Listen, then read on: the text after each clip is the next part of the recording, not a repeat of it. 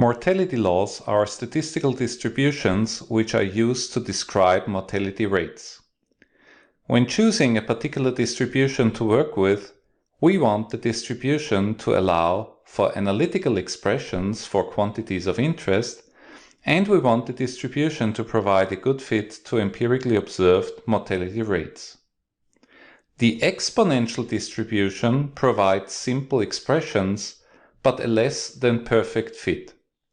The Gompertz-Makeham distribution provides a very good fit, which comes, however, at the expense of slightly more complicated formulas.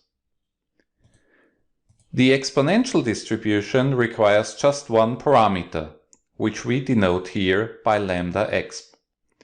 This parameter can be thought of as the instantaneous death rate, or the one-year conditional probability of death. Using the exponential distribution implies the assumption that lambda exp is constant. Lambda exp can be chosen such that the distribution provides a good fit to empirical data. However, we find that by varying lambda, the exponential distribution can be made to fit certain age segments of the mortality distribution well, but not the entire curve. In contrast, the Gompertz-Makeham distribution models mortality based on two components, namely natural causes of death, this is sometimes referred to as the pure Gompertz part, and deaths caused by accidents, the Makeham part.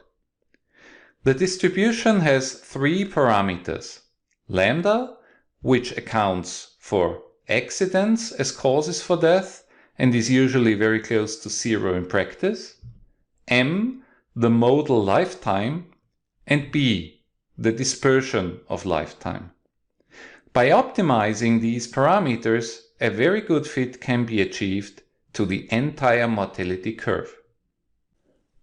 For both distributions, analytical formulas can be derived for expected lifetimes, mortality-adjusted annuity factors, etc. The analytical expressions involve the well-known exponential function and, for the Gompertz-Makeham distribution, the incomplete gamma function. This function looks quite complicated. However, given that it is implemented in standard spreadsheet programs, it is straightforward to use in practical applications.